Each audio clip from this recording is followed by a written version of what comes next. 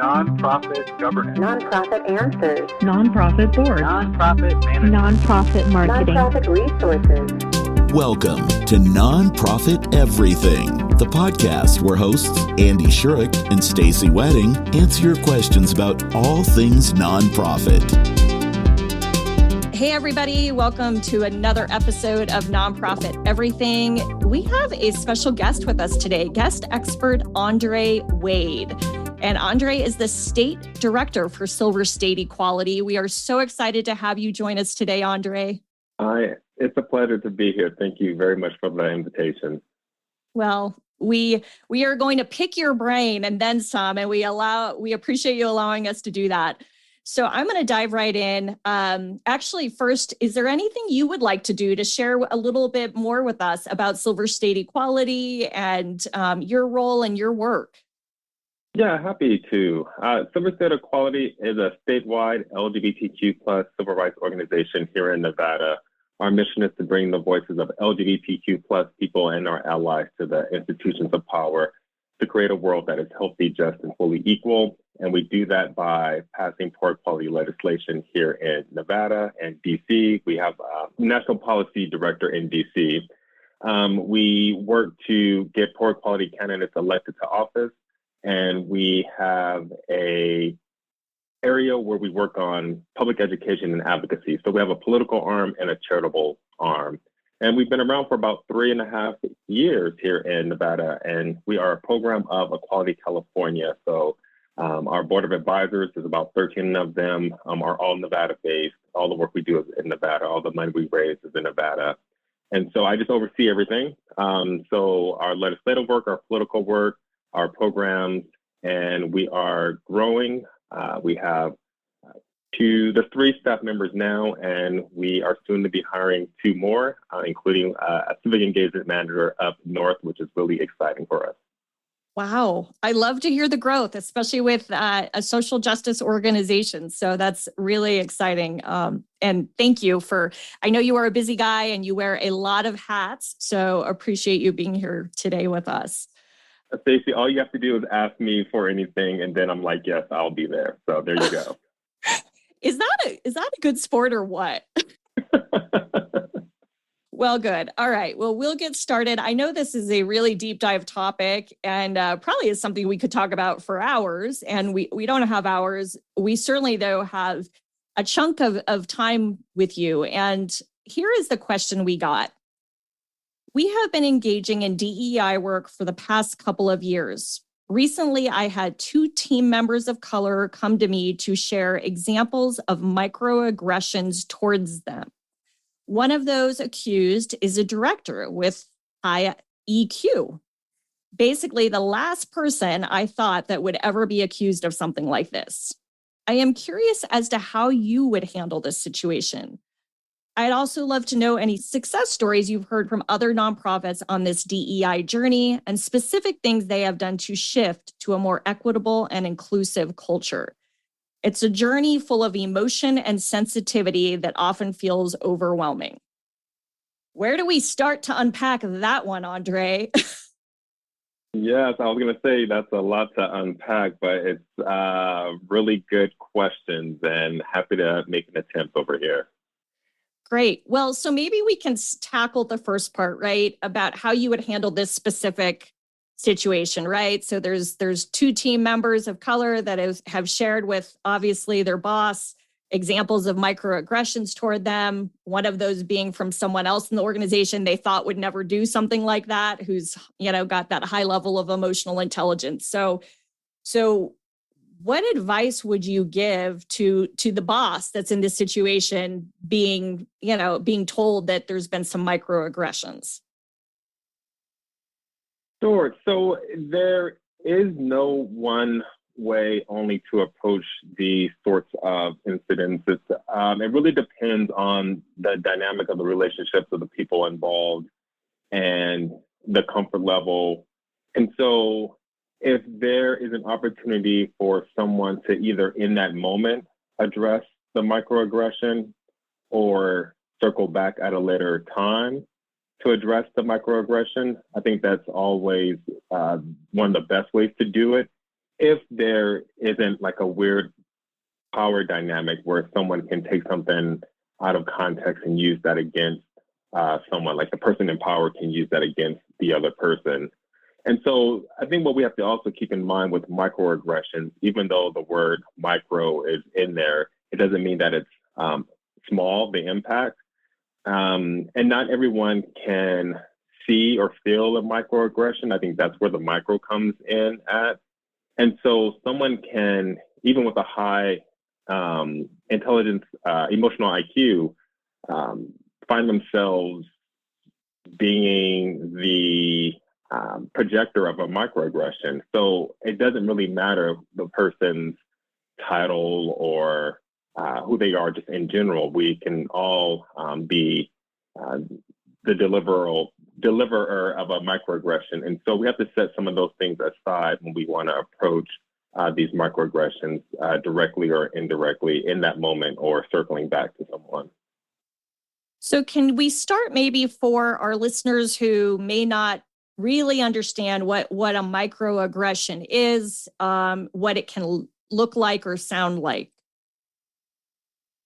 Sure. Microaggression is something that is said or done that's subtle. It can sometimes be unintentional.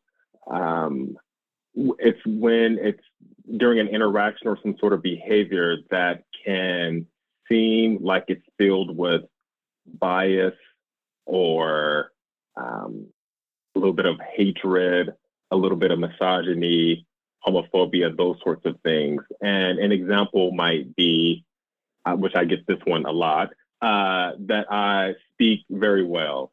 And it's like, well, I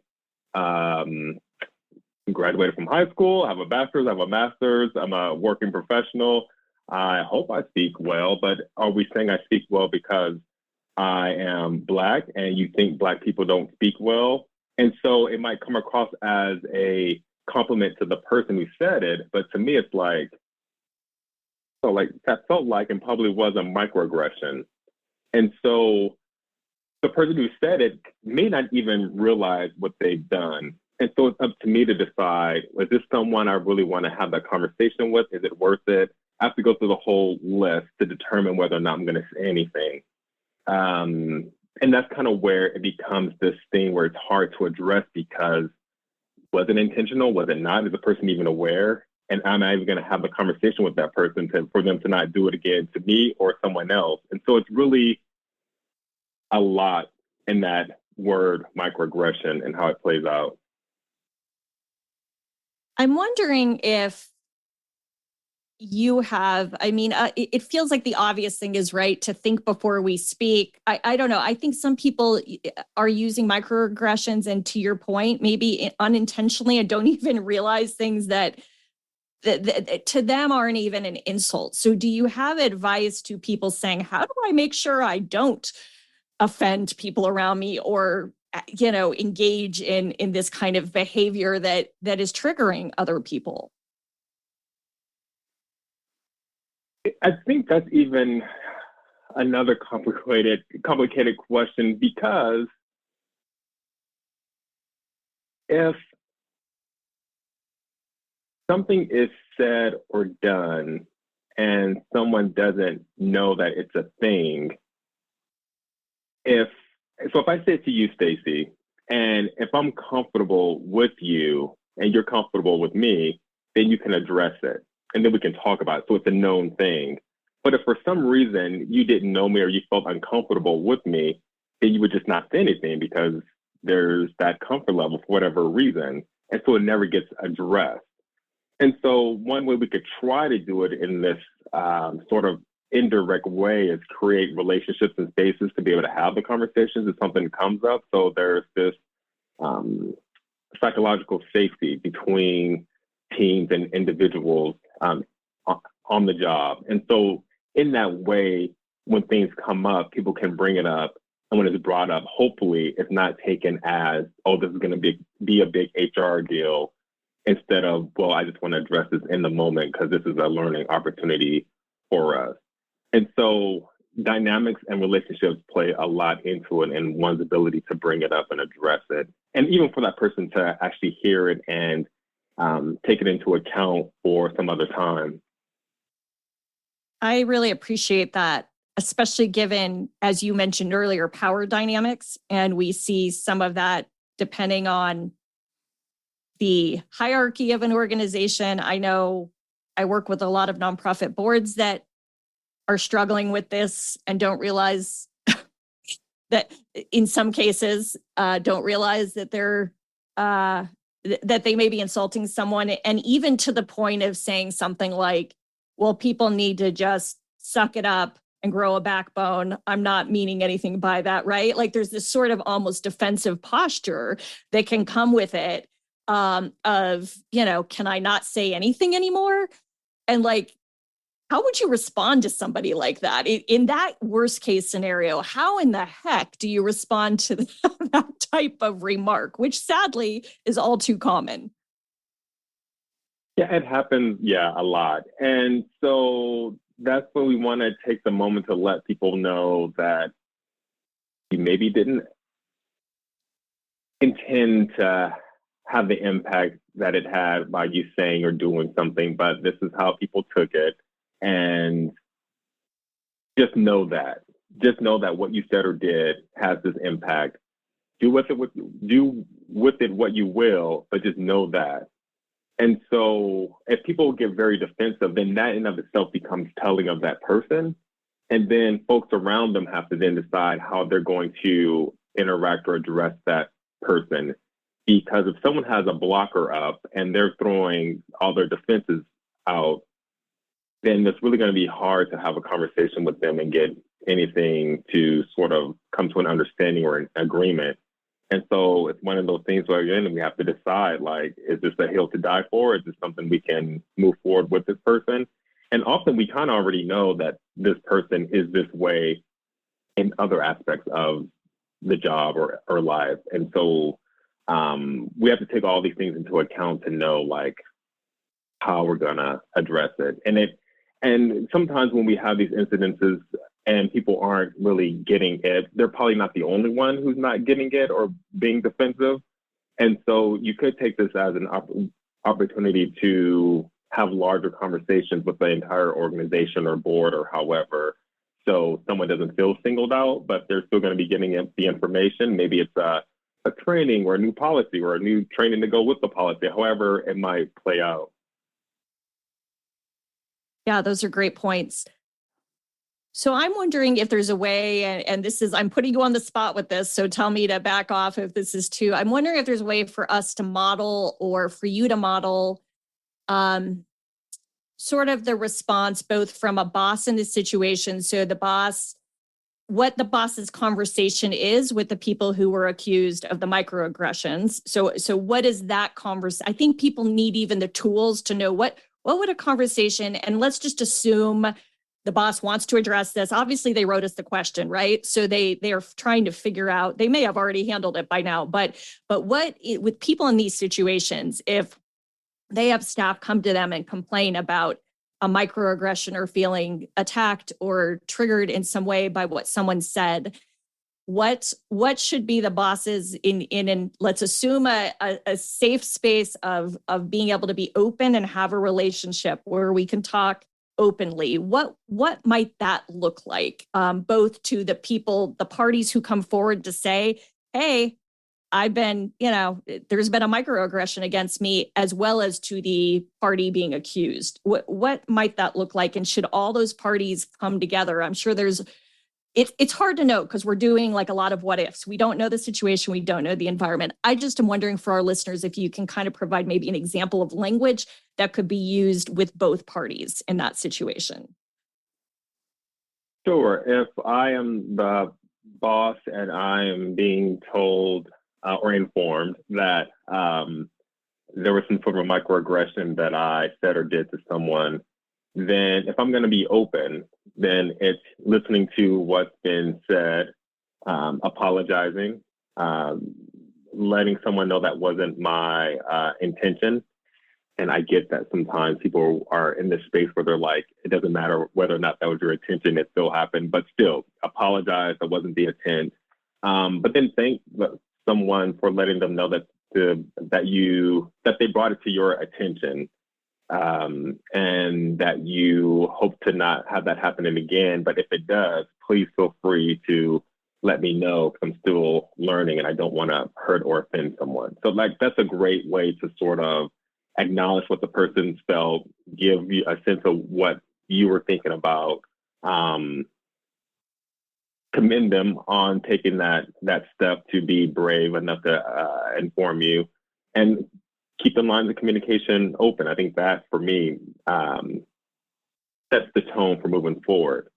And so if I'm the staff person approaching a boss, then it would either be, whether or not it's in the moment or circling back, and hopefully circling back sooner rather than later, to let them know that you have a concern and you just want to bring it to their attention, and that you let them know what happened and how you took it, and try to have the conversation from there. But then thank the boss for listening and acknowledging the concern, and hopefully moving on from there with lines of communication still open. Okay. I mean, it feels like basic common sense, but I think sometimes in this space, people overthink it, or sometimes overcomplicate it, and sometimes make it. Maybe we need to go back to just humanity, right? Some common humanity of that adage of listening and reflecting and taking to heart. I think some people overcorrect in these situations. I don't know if there is such a thing as overcorrecting. I'd be curious to know your thoughts, but overcorrect to a lens of, now this is a big issue and it's brought up at a staff meeting to say, oh, I made this big mistake and I want to share this with everybody else, and we all need to be aware of this. And then, I don't know, does it make the person who came forward with the issue a little uncomfortable, right? I would think so, yes. But I think where we all have to, I think, get an understanding of is we still live in very segregated worlds. We live in segregated lives. And in that, the most diversity that we get may come when we are going to school or when we're on the job. Otherwise, we just retreat back into our respective communities where there's probably not that much diversity. And so for a lot of people, they may not have that much experience interacting with someone who's Black or Asian or Indigenous, or who's from the LGBTQ plus community, or however. And so what they may have heard or learned might be from family, friends, and television, which may not be that great. And so when they get on the job, they run into these complications and don't really know how to address it. And so, but it's all the same for someone who might be the quote unquote victim of a microaggression or some of these things, where they may not be in the space where they may not be interacting with someone that is, let's say, white or Caucasian that often. So anything that's said or done to them may seem like something that it may or may not be, because they're not necessarily interested in those interactions. Probably less so for someone who's a minority, because we tend to be more interactive with folks who are white. But these are the sort of things that are playing out, and they play out on the job. And if we don't have the training, the policies, the procedures, the grievance policies, a lot of nonprofits don't have HR departments to address these things, then it becomes a larger issue over time, which we try not to have happen. But I say that because it's sort of just systemic, and the workplace is a nice place to address these things, but it can also be complicated because people are thinking about whether or not they're going to lose their job as well. Yeah. In your work, Andre, in your work with other organizations, and I know you've had the chance in a lot of areas, particularly the LGBTQ plus community, are there success stories or ones that maybe started out a little bumpy and they've moved forward in a transformative way that you've seen or that you can share with our listeners to give people a little bit of hope or ray of light at the end of this long journey or an ongoing journey? Yeah, that's a good question. I do. I won't give the name of the organization just because. But I did work with an organization where they knew that they were providing services for a diverse community, but for the most part, all their programs, services, messaging was white, female, English speaking centered. But they knew that they were serving a lot of folks who were from diverse backgrounds. And they went through an assessment with the organization staff and board to undergo class. I'm going to forget what it stands for. Cultural Linguistic Appropriate Services. It's something that's on the Department of Health and Human Services Minority Health and Equity website, and they have all these different benchmarks. And again, it can be geared towards board staff and the organization as a whole. And they went through this assessment to find out where some gaps, challenges, opportunities were to make sure that the programs and services were more inclusive, again, culturally and linguistically. And what I was able to do after we went through the assessment and some training with the board and staff was to see through email some of the changes that they made to specifically target their outreach to some of these communities that they hadn't done before. And then you would see them having listening sessions to hear from the community about what they needed to do better. And so that go from recommending that to then months later seeing them implement it was really great to see. And it's just, I think, a case where it went from knowing what the problem was, finding money to address it, addressing it, and then following up. Because often nonprofits or really businesses anyway, businesses in general, may know that there's an issue. They may address it that one time and never really follow through for the long haul because it's a marathon, it's not a sprint. And so an organization needs to be in it for the long game, the long haul, the marathon. And this particular organization, I saw doing that, which was refreshing. And so that would be an example of a success story, if you will, at least from the outside, how it all played out. I love that story. And that is a bright spot because we don't always get to hear those and celebrate those. And I think those are important too.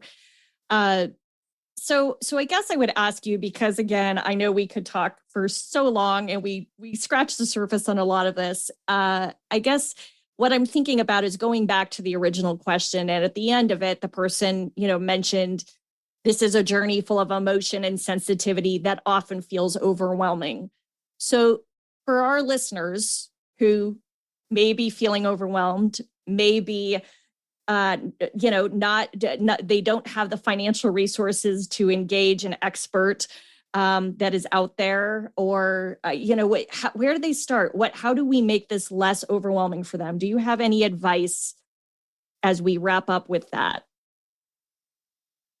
I do. Depending on resources, as you alluded to, you can go in many different directions. And so if you don't have resources, but you have the will to be able to try to make some changes, it's reading, it's watching films and documentaries, talking to people in your circle that may be friends or colleagues, and just having conversations with folks to be able to get information about what the experiences are of people that don't look like you.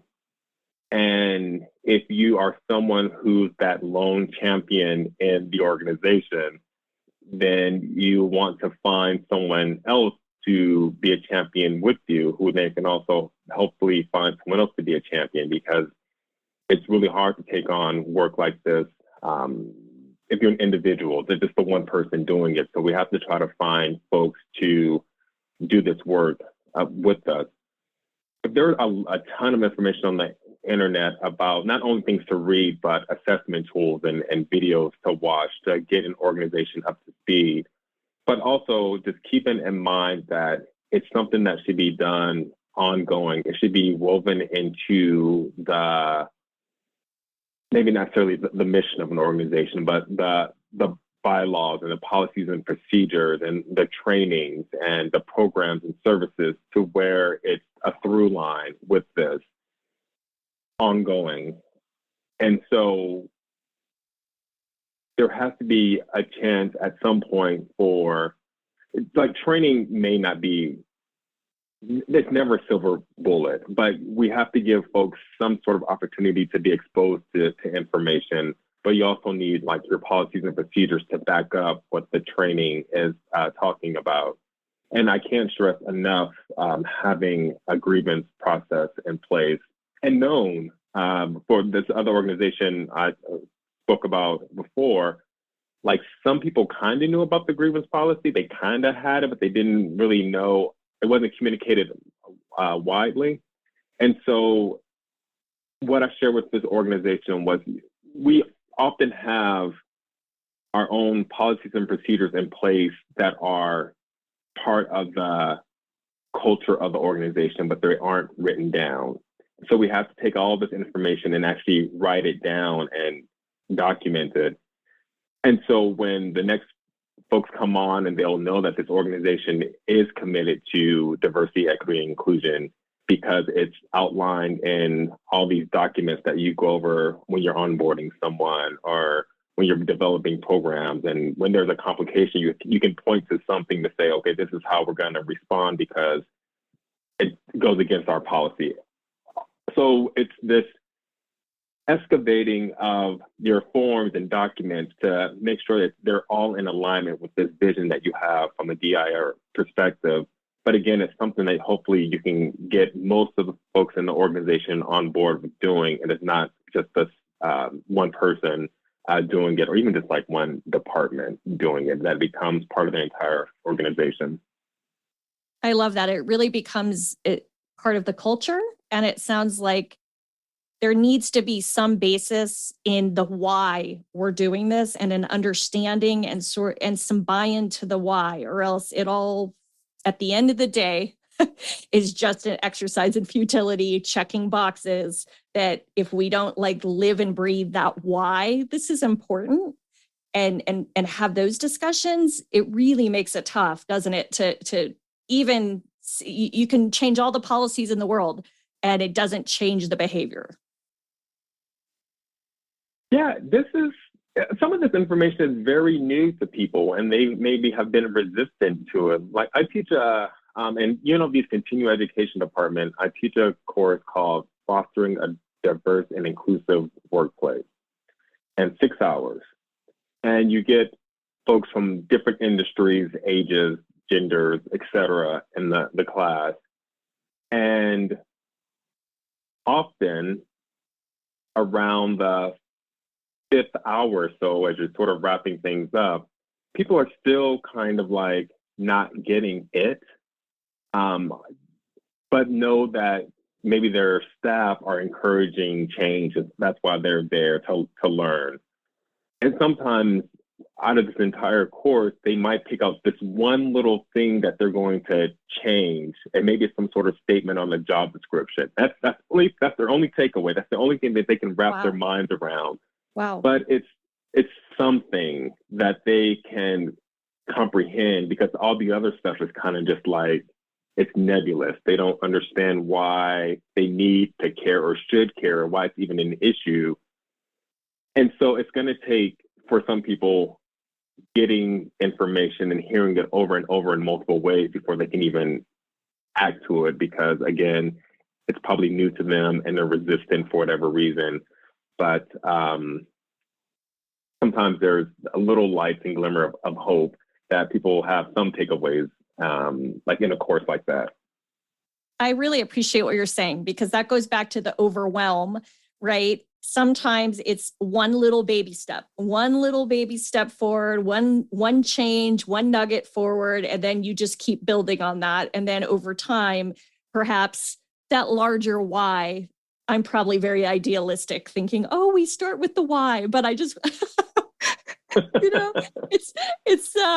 it's my Pollyanna. I'm being a little Pollyanna here, but I hear you, right? And I hear that it's just start. I guess that's what I'm also hearing from you. Just start, right? Just start and take one step, whatever that step is, and then keep building on it and realize you're going to be building on this, this is just part of who you are, your organization is, and the rest of I think that overwhelms people. They like to check it off their list and say, I'm done. And this is not something we're done with. Exactly. We're never done with it. We're always just enhancing and tweaking and trying new things to reach those goals. Well, I always learn so much from you. I know our listeners, I'm sure, feel the same. And I just can't thank you enough for being on the podcast, sharing your wisdom with us. We will make sure to provide links to Silver State Equality and anything else you want to share with our listeners. Perhaps we'll link to your class for those who want to go to the UNLV class. Is it virtual, Andre, or is it all in person? It's in person, at least for now, apparently, with all the stuff happening in the world. So usually it's in the springtime. I don't know if I have a class this fall, but it'll be on the course catalog for the continuing education department. Okay, great. Well, we will put any resources we can to help our listeners. And thank you, my friend, for just being here with us today. My pleasure. Anytime. Well, almost anytime. Shucks, I still can't call you at midnight. All right. All right. Until next time.